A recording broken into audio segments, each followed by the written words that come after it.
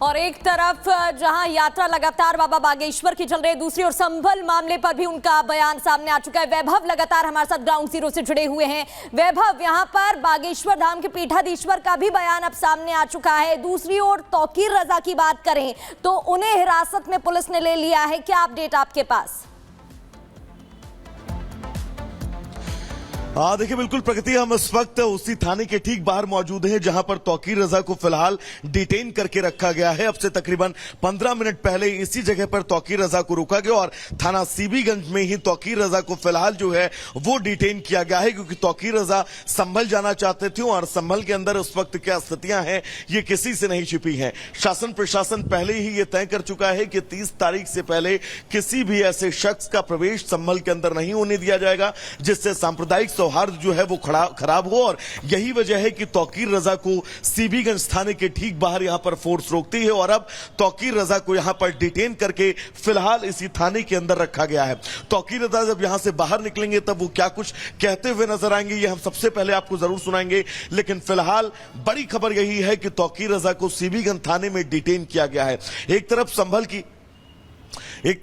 की तमाम तस्वीरें हम आपको दिखा रहे हैं, तो वहीं एक तस्वीर हम आपको ये दिखा दें, ये सीबीगंज थाने के ठीक बाहर की तस्वीर है। और अगर अंदर की तस्वीर दिखाएं तो अंदर भी हलचल बहुत ज्यादा है। यहां पर पुलिस प्रशासन का कड़ा पहरा और इस कड़े पहरे के बीच तौकीर रजा को फिलहाल यहां पर डिटेन किया गया है। प्रभारी निरीक्षक कक्ष में फिलहाल तौकीर रजा को रखा गया है और अब से बस कुछ देर बाद तौकीर रजा जब यहां से बाहर निकलेंगे वो क्या कुछ कहते हुए नजर आते हैं ये भी हम आपको सुनाएंगे। लेकिन ये सीबीगंज थाने की तस्वीर जहां पर तौकीर रजा को डिटेन किया गया है, उस वक्त डिटेन किया गया जब वो संभल जाने का प्रयास कर रहे थे और तौकीर रजा ये कह भी चुके थे कि वो संभल जाएंगे, उन परिवार वालों से मुलाकात भी करेंगे। लेकिन खुद यहां पर शासन प्रशासन इस बात को बिल्कुल स्पष्ट कह चुका है कि किसी की भी संभल में एंट्री फिलहाल 30 तारीख तक नहीं होने दी जाएगी और किसी की भी संभल में एंट्री नहीं हो सकती। प्रशासन ने साफ तौर पर यह हिदायत दी थी, लेकिन इसके बावजूद भी तौकीर रजा ने जो कदम उठाया इसके बाद उन्हें डिटेन कर लिया गया। बहुत शुक्रिया आपका तमाम जानकारी के लिए। नजर बना के रखिए वैभव।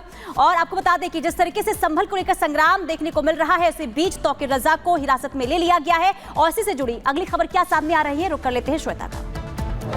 बिल्कुल पुनीता, जिस तरह से तौकीर रजा को हिरासत में लिया गया है, उन्हें सीधी थाना क्षेत्र ले जाया गया है। तौकीर रजा जो बरेली में नमाज पढ़ने के बाद सीधे ये कहते हुए सुनाई दे रहे थे कि मैं तो संभल जा रहा हूँ। इस बीच जो तमाम आरोप लगाते हुए भी नजर आ रहे थे, लेकिन सवाल ये है कि आखिर संभल जाने की हड़बड़ी तौकीर रजा को क्यों है? जब मना है अभी मत जाइए, वहां पर जो प्रशासन है वो माहौल को कंट्रोल करने के लिए लगा हुआ है, फिर तौकीर रजा को इतनी ज्यादा जल्दबाजी क्यों संभल जाने की हिरासत में लिया गया है? और उसी थाना क्षेत्र की इस वक्त तस्वीरें हम दिखा रहे हैं जहां पर तौकीर रजा को ले जाया गया है। तौकीर रजा को पहले रोका गया, लेकिन जब नहीं माने उसके बाद उनको हिरासत में लिया गया है। ये तस्वीरें इस वक्त हम आपको दिखा रहे हैं। तौकीर रजा जो इसके पहले भी विवादित बयान देते रहे संभल को लेकर के, लेकिन सवाल ये कि आखिर क्या ये नेता वहां जाकर के फिर से माहौल खराब करने की क्या इनकी मंशा थी? क्योंकि सीधा सीधा भड़काऊ बयान के लिए ही जाने जाते हैं तौकीर रजा। तौकीर रजा पर पहले भी भड़काऊ भाषण देने का आरोप लगता रहा है।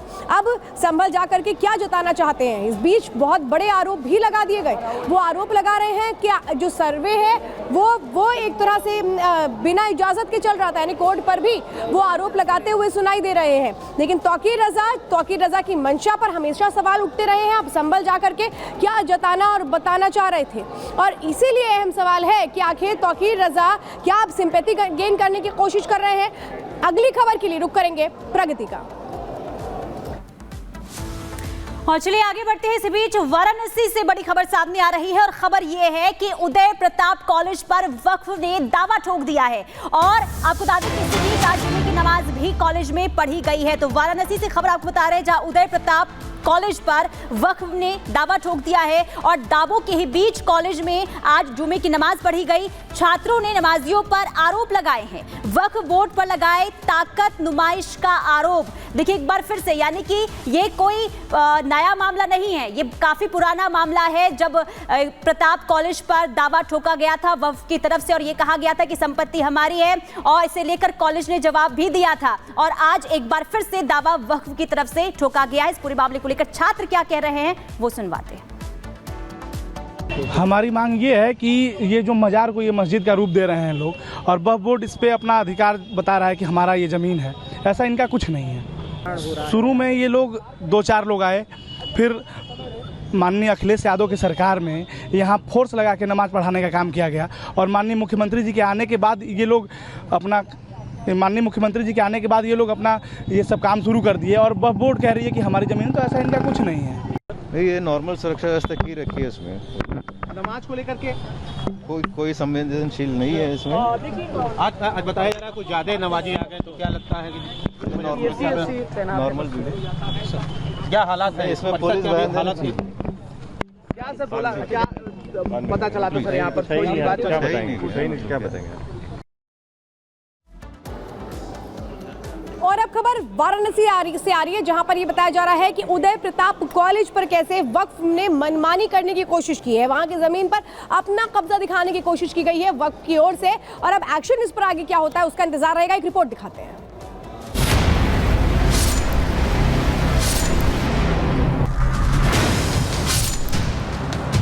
देखें जमातियों का जज्बा, कर रहे कॉलेज पर कब्जा। शिक्षा के मंदिर में मजार, छात्रों का भविष्य फंसा बीच मझधार। सामने आया वक्फ का लैंड जिहाद, आखिर कौन मचा रहा उत्पात। ज्ञानवापी परिसर का मसला अभी सुलझा भी नहीं है कि बनारस में वक्फ की कारगुजारी का नया कारनामा सामने आ गया है, जहां कब्र के कारीगरों ने कॉलेज पर दावा ठोक दिया है और इसे वक्फ की संपत्ति करार देने लगे।